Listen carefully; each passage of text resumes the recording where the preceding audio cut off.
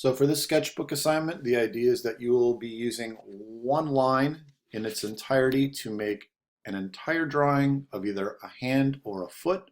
For this assignment, you must make a total of 6 drawings of either hands or feet. The idea is that the entire time you are drawing the line, you are looking at the object. You are never looking at your paper. The goal of this is for you to develop your hand-eye coordination. In each case, your hand or foot, whichever is being drawn 6 times, should be in a different position or pose each time.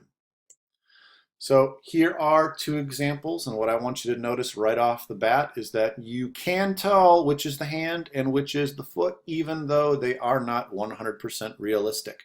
There is no shading to appear in these drawings. You can see an indication of where wrinkles and joints are in the fingers or in the toes. You can see things like fingernails. You can see that the line is continuous. The idea is for you to figure out what details can be included based on anything you're wearing, like a ring, an anklet bracelet, a wristwatch, and to again think about how, as you are looking at your hand or your foot, you're guiding your hand to move in the proper direction without actually looking at it. You do this in other circumstances. Now you're applying it to the drawing.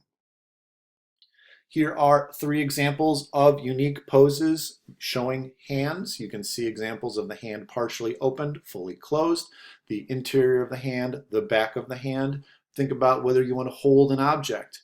If you're holding an object, you must also show that object you are holding. I want you to notice how lines can overlap one another or spread apart. So for example, over here on the right hand side, you can see a gap between the thumb and the first finger that's actually bending behind it and coming across the other side. In other cases, like this drawing on the left, you can actually see where a line was intended to kind of go back on top of itself and then continue either up or down. Whatever the case, this difference in the gap is because you are not looking at your paper and it is one continuous line. It's okay for those things to happen. Here's an example of how you can actually again see that start point and that finish point. It is one continuous line. If for any reason you have to lift your pencil off the paper, look at the drawing, put it back where you stopped, and then go back to looking at your hand or foot in that particular pose and finish the drawing. Again, look at how things like fingernails, wrinkles in the finger, or the bump of the knuckle shows. This might even be the boundary of the edge of a shadow. Hard to know for certain.